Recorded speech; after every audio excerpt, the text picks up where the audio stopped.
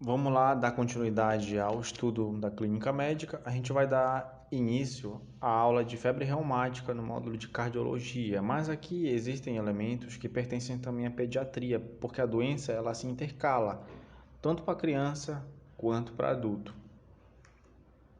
Então a gente tem que começar pela definição de febre reumática. A febre reumática ela é causada por uma bactéria, tá? Que é esse bichinho aí que a gente está vendo, que é o Streptococcus beta-hemolítico do grupo A. Mas ela não é causada diretamente por esse bicho. Esse bicho ele vai gerar uma coisa que a gente chama de faringoamidalite. E a febre reumática é a complicação da faringoamidalite estreptocócica, ou seja, a faringoamidalite causada por esse bichinho aí. Então, a gente tem que não esquecer que toda a febre reumática é oriunda de uma faringoamidalite. Por que é importante saber isso? Primeiro, porque é a definição da doença. Segundo, porque nos faz pensar que durante a anamnese é importante perguntar se já teve quadros semelhantes e há quanto tempo foi isso. E o mais importante aqui, antes de dar continuidade, é deixar claro que a febre reumática é uma doença inflamatória. Ela é decorrente de uma resposta imune tardia a essa faringoamidalite causada por esse bicho. Vamos lá. A fisiopatologia. A fisiopatologia ela é complexa, a gente não vai entrar muito a fundo nela. Mas antes da gente citar elementos, a gente tem que falar dos fatores que estão relacionados. Existem fatores ambientais, existem fatores socioeconômicos. Aqui nós já vemos a alimentação inadequada, habitação em aglomerados, carência ou ausência de atendimento de assistência médica. Peraí, mas isso aqui se relaciona diretamente à fisiopatologia? Não, não estão elucidados. Eles só estão descritos como fatores predisponentes da febre reumática.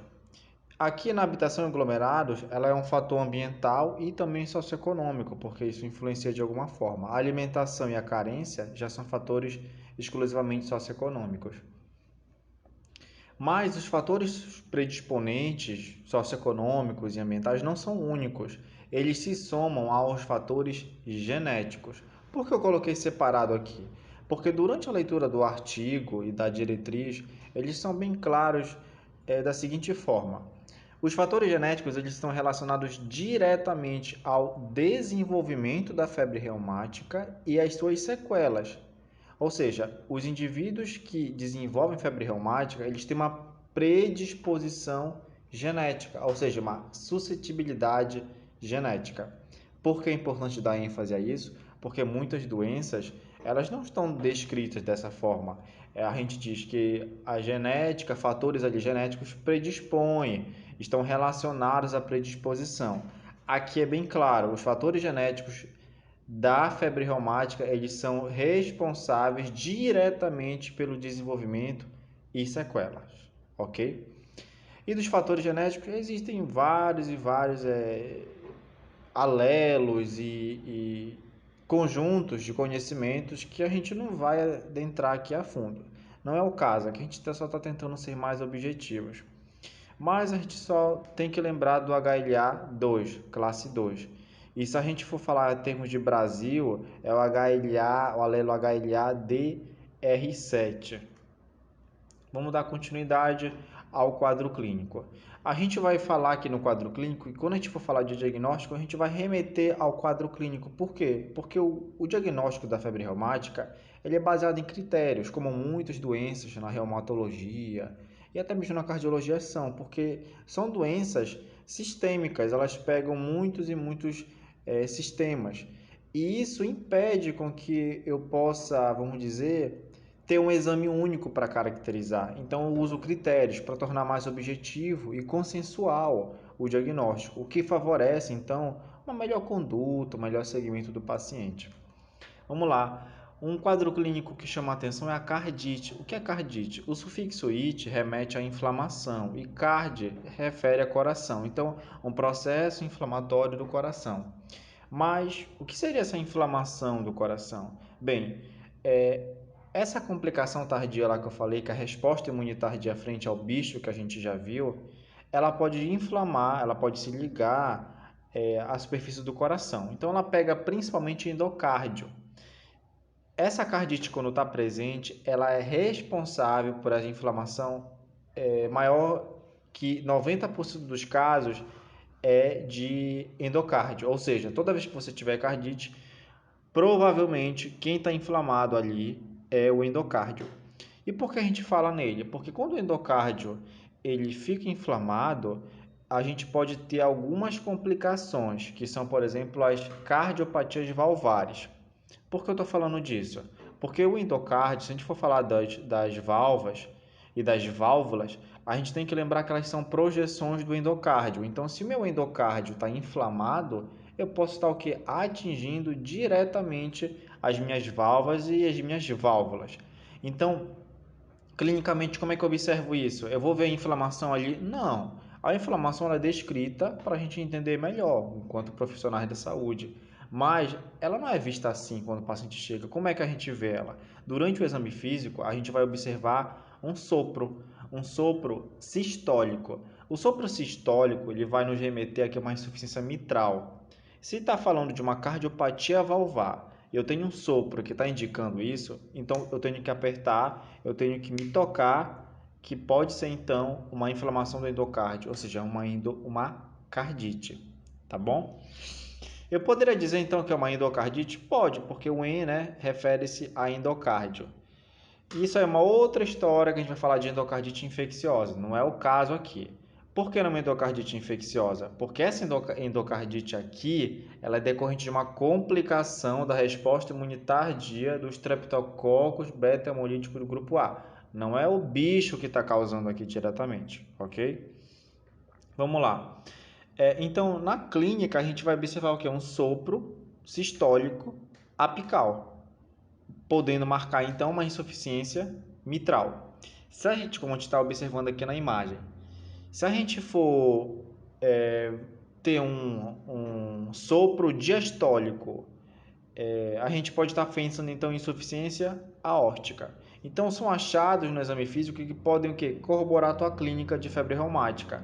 Mas o padrão ouro aqui para tu identificar a cardiopatia valvar é o teu ecocardiograma. Vamos lá. Então depois da cardite nós temos a artrite. O que é a artrite? A artrite são sinais flogísticos em articulações. Então você tem aquelas características da inflamação. Você tem dor, que é a artralgia. Você tem uma vermelhidão, um rubor ali, fica quente, você tem uma rigidez, uma perda de função, vamos dizer assim, fica inchado, edematoso. Então são características flogísticas. E ela gosta muito de pegar grandes articulações. Olha aí na imagem, uma imagem que está representando. Ama pegar grandes articulações. A gente vai perceber mais à frente que, dependendo da população que a gente está tentando diagnosticar, algumas populações não aceitam uma articulação, elas aceitam mais de uma articulação. Mas a gente vai ver mais à frente para não confundir. Depois da artrite, a gente tem que falar da coreia. Ou coreia, né? Eu sempre tive dificuldade para falar esse nome, mas é a coreia. A coreia é basicamente o quê? São movimentos desordenados, involuntários e abruptos. Como é que a gente observa isso na prática? O paciente chega com fala arrastada. Será que é um AVC? Não. Uma fala arrastada, tem histórico de estar tropeçando, caindo muito, tá com o objeto na mão, estava almoçando, estava jantando, o prato caiu. Então, são coisas que às vezes a família pode até falar, o paciente pode falar, mas é importante tu se atentar porque são detalhes que podem influenciar no teu diagnóstico. Como é que eu lembro da coreia? Do dia, lembra do dia? Desordenado, involuntário e abrupto. Aqui tem essa imagem, só para solidificar, não é para trazer um estigma da doença, não. É só uma imagem que nos representa que é um movimento desordenado, involuntário e abrupto. Vamos agora falar do eritema marginado. O que é o eritema marginado? O eritema marginado, pela imagem, a gente consegue observar. É uma lesão, tá? Cutânea, obviamente. Macular, ela tem um halo hiperemiado com centro opaco. É essa a caracterização. Olhou para a imagem, bateu o olho, já dá para ver que é um eritema marginado. A gente pode chamar também de eritema marginatum, depende da referência. Depois disso, a gente vai para os nódulos subcutâneos. O que são nódulos subcutâneos? Eles são nódulos. Nódulo já é a própria definição, tá? Que eles são sob a pele. Para ficar mais simples, isso foi meio redundante. Eles gostam de pegar principalmente superfícies de áreas extensoras, de grandes articulações. Então, olha aí os nódulos subcutâneos. Eles tendem a ser indolores. Tu palpa, não sente nada. Não vai confundir com cisto sinovial, tá bom?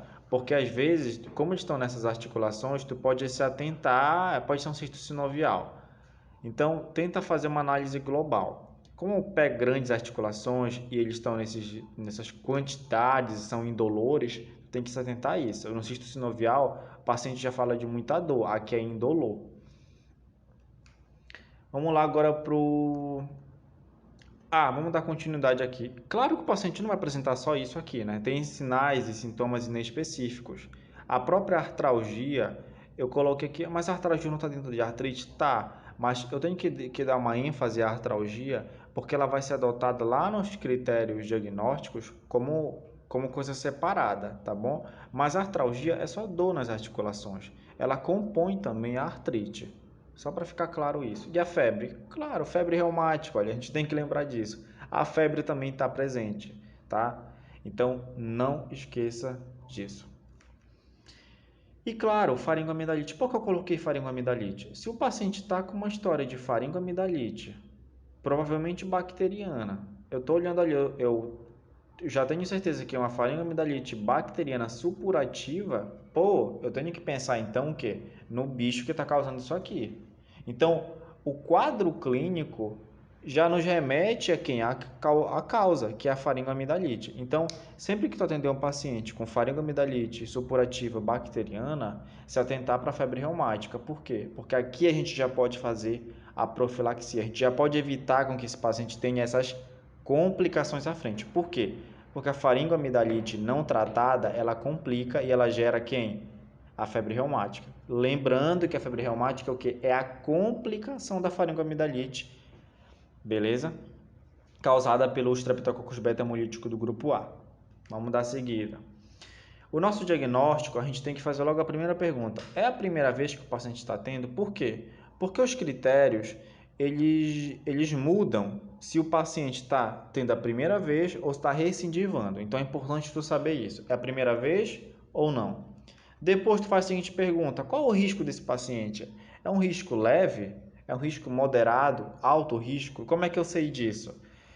Foi feita uma revisão em 2015 pelo American Heart Association e eles identificaram que algumas populações, isso é de país, de continente, elas se diferenciam em relação ao risco de desenvolver a febre reumática. Ou seja, o Brasil ele tem um risco moderado a alto, Estados Unidos tem um risco leve. Então isso se diferencia para as regiões. Vamos nos ater aqui ao Brasil.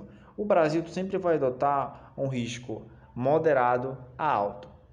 E é só uma caracterização, tá? Toda região com risco moderado a alto, eles têm um único critério. Se for leve, já são outro conjunto de critérios, tá bom?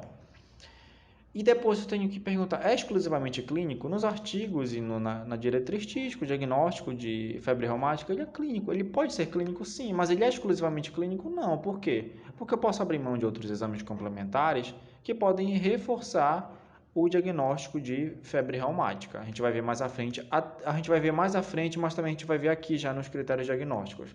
Tem essa tabela desse artigo de 2015 da revista de reumatologia, a partir daquela revisão lá que eu falei de 2015, ele coloca aqui, olha, se tu tem que ver, né? Primeira vez, se for a primeira vez de febre reumática, tu tem que ter 2 critérios maiores ou um maior e 2 menores. Se for recidiva, tu tem que ter 2 critérios maiores ou um maior e 2 menores. Mas não é a mesma coisa do primeiro? Sim, mas na recidiva entra uma outra coisa, entra um pormenor, que se tu tiver recidiva, tu pode diagnosticar recidiva apenas com 3 critérios menores, diferentemente do surto. E quais são os critérios? Para o surto, tu tem... Beleza, né? Isso aqui já fiz a caracterização, se é a primeira ou segunda vez. E agora, eu vou para os critérios. Tá, mas antes de ir para o critério, eu tenho que saber quem? O risco dele. É baixo risco ou risco moderado a alto? Lembra que a gente está falando de Brasil. Então, o risco é moderado a alto. E a gente tem, então, nos critérios, os critérios maiores e os critérios menores. Porque é importante, que eu lembro lá que eu falei, porque é importante saber se o risco é moderado, baixo ou alto. Porque os critérios mudam a sua abordagem. Mas são mudanças bem minuciosas. Olha aqui, nos critérios maiores eu tenho cardite, eu tenho artrite, eu tenho coreia, eu tenho eritema, eu tenho nódulo.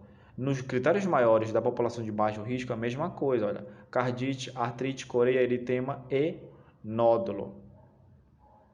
Só que existem umas diferenças, olha, na artrite do paciente da população de baixo risco, é apenas a poliartrite que é aceita.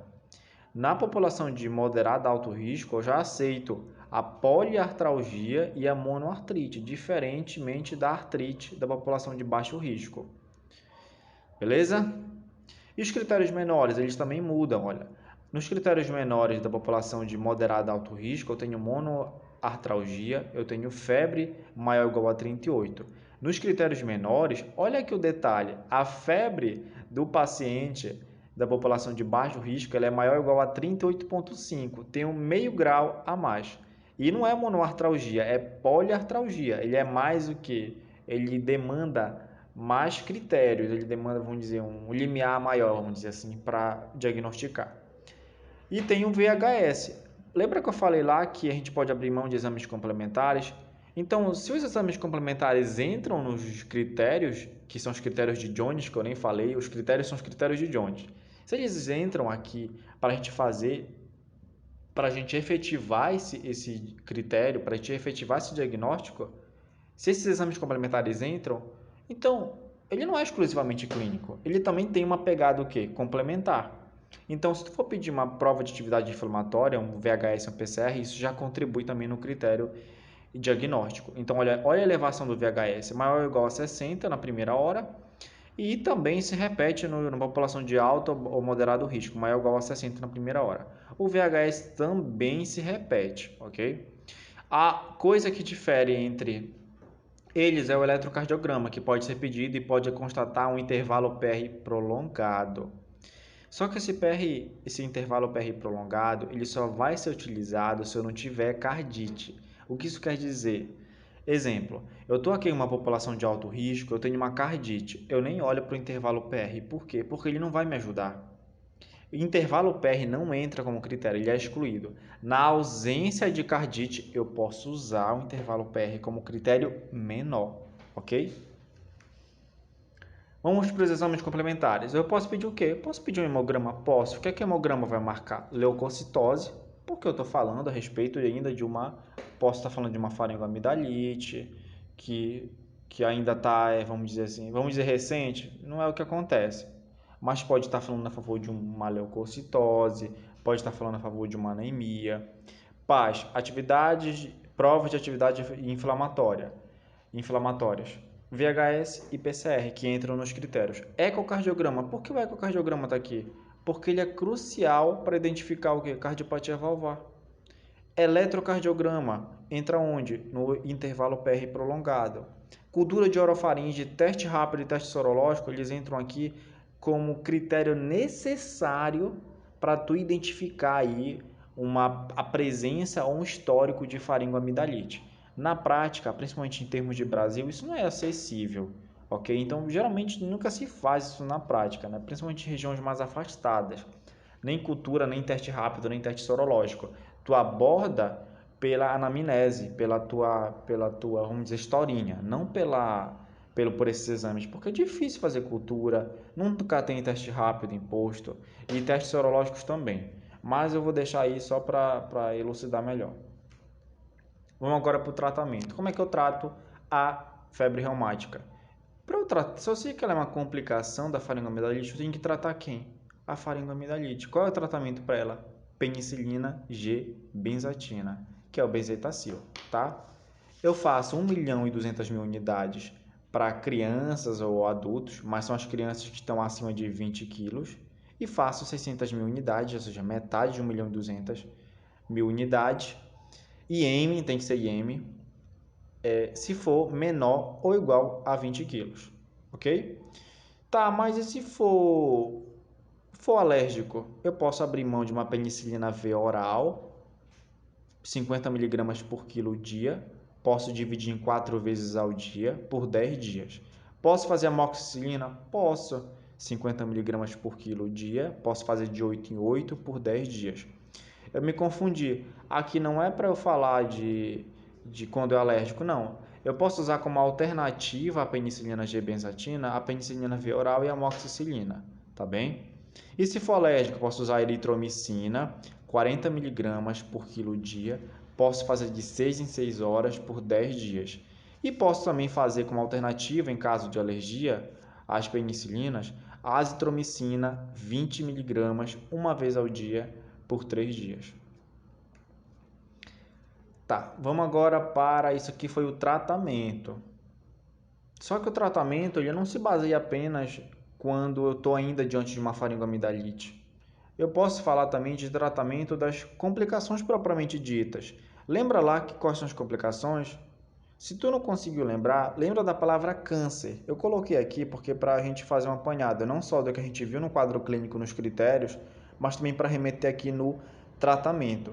A palavra câncer vai nos fazer lembrar do quadro clínico. O primeiro C é de cardite. O A, ele é de artrite. O N, ele é de nódulo subcutâneo. O C, ele é de coreia. E o ER é de eritema marginatum, ok? Então a gente tem que lembrar de câncer quando a gente lembrar de febre reumática. Na cardite, como é que eu faço o tratamento da cardite no paciente com febre reumática? Eu faço prednisona de 1 a 2 miligramas por quilo dia, não podendo ultrapassar 60 miligramas por dia. Eu faço isso durante 15 dias e após 15 dias eu reduzo de 20 a 25%, que é o que a gente chama de desmame. Assim, eu já vi na prática fazerem pela metade, né? Fazem um desmame assim. Eu ainda não vi confronto na literatura sobre isso. Mas o artigo de diretriz que eu consultei diz, ele é bem claro, que após 15 dias você reduz de 20 a 25% do corticoide e vai fazendo essa diminuição semanalmente. Beleza? E a artrite? A artrite você pode utilizar anti-inflamatórios não esteroidais, naproxeno, ibuprofeno, pode usar até o AS, não tem problema. Cetoprofeno, acho que eu comentei já, né? São anti-inflamatórios não esteroidais. Se você estiver usando o corticoide, não precisa utilizar o anti-inflamatório, porque o corticoide já vai fazer o papel. Ele é um potente anti-inflamatório. E o nódulo subcutâneo e eritema marginado? Não vi condutas específicas. Aparentemente, você tratando com a penicilina e tratando a complicação da cardite com a prednisona, você já impacta diretamente nessas condições aí. E a coreia? A coreia a gente trata com haloperidol. Como é que a gente faz o haloperidol? 1 miligrama por dia. Tu pode fazer de 12 em 12 horas.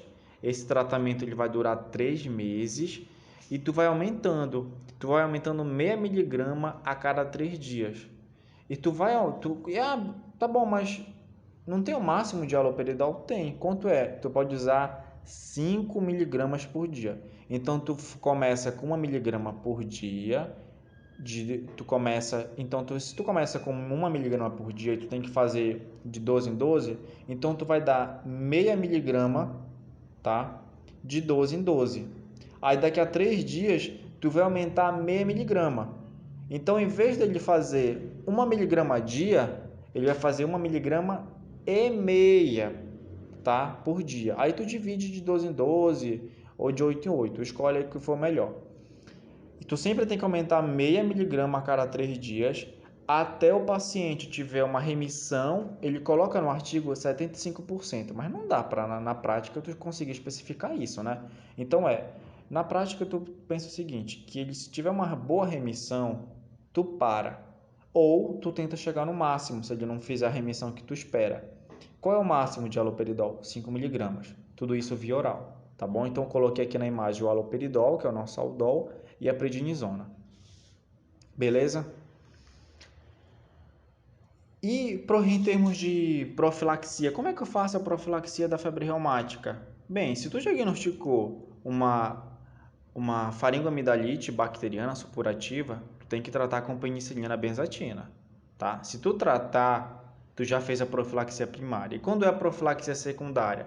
A profilaxia secundária, ela é chamada assim quando tu faz o uso periódico e por longo prazo de antibióticos, tá? Que mantenham concentrações inibitórias mínimas para os Streptococcus beta-hemolíticos do grupo A. Ou seja, tu tem que ficar fazendo antibiótico de repetição. Isso que é a profilaxia secundária. Como é que tu faz ela? Posso fazer com penicilina benzatina de novo, IM, né, a cada 21 dias. Aquele mesmo critério, 1.200.000 unidades para crianças acima de 20 quilos ou adultos e 600.000 unidades para crianças com peso até 20 quilos, ou seja, menor ou igual a 20 quilos. Beleza, se eu não puder usar penicilina, posso usar a penicilina via oral, 250 miligramas, posso fazer de 12 em 12, todos os dias. Se o paciente for alérgico à penicilina, eritromicina, 250 miligramas, mesma coisa da penicilina via oral, 250 miligramas, de 12 em 12 por dia. Ou posso usar a sulfadiazina, 500 miligramas, para paciente até 30 quilos, 1 grama para maiores de 30 quilos. Posso fazer também todos os dias. Então, são as opções aqui de antibióticos que nós estamos utilizando. Mas e profilaxia, como é que eu faço essa repetição? Bem, tu vai ver o histórico do paciente. Se ele tem cardite, tu tem que fazer essa profilaxia secundária. Se ele não apresenta cardite, a profilaxia secundária ela deve durar até os 21 anos de idade ou até 5 anos após o último episódio, em caso de recidiva. Ou seja, tu fez o tratamento primário aqui, aí recidivou. Tu tem que fazer profilaxia secundária, porque recidivou. E faz até os 21 anos ou até 5 anos depois do último episódio, se não tiver cardite. Se o paciente tiver cardite com lesão valvar moderada severa, isso tu vai ver pelo ecocardiograma que tu vai ter solicitado, a profilaxia secundária tem que durar até os 40 anos ou até 10 anos após o último episódio, em caso de recidivas, mesma coisa do primeiro lá. E nos casos que persistir o risco de reinfecção, a profilaxia deve durar pela vida toda, ou seja, se tu está fazendo isso e está recidivando, tem que manter a profilaxia por resto da vida, não tem jeito. E o paciente que apresenta cardite prévia com insuficiência mitral leve, olha, não é lesão moderada nem severa, é leve, é residual, que tem uma resolução de lesão valvar. Tu pode fazer até os 25 anos de idade ou até 10 anos após o último surto, tá? Então são essas condições aqui que tu faz a profilaxia secundária. Mas aqui tu vai ter que ser, até aqui tu já vai ter encaminhado para o cardiologista, tá bom? É isso, gente. Obrigado pela atenção. Em termos de pediatria, tu só adapta, né, as posologias. E aí tu tem que ter mais calma na hora de tu fazer essa identificação. Mas também já foi retratado aqui. Criança menor ou igual a 20 quilos, 600.000 unidades IM. E lembrando que IVAS é uma condição que é muito frequente em pronto-socorro, em posto de saúde. Então não deixa passar batido que a febre reumática ela costuma pegar mais criança e adolescente. Então, se tu deixar passar isso, é uma complicação tardia. Isso vai impactar na vida desse indivíduo, na vida familiar e até mesmo no sistema público, porque é uma doença que dá para trabalhar na prevenção, diferentemente de outras que são condições, vamos dizer, congênitas. Então, é uma coisa que dá para trabalhar e impedir com que se desenvolva, tá? Então, é importante falar de profilaxia. É isso, gente. Muito obrigado pela atenção e até a próxima aula.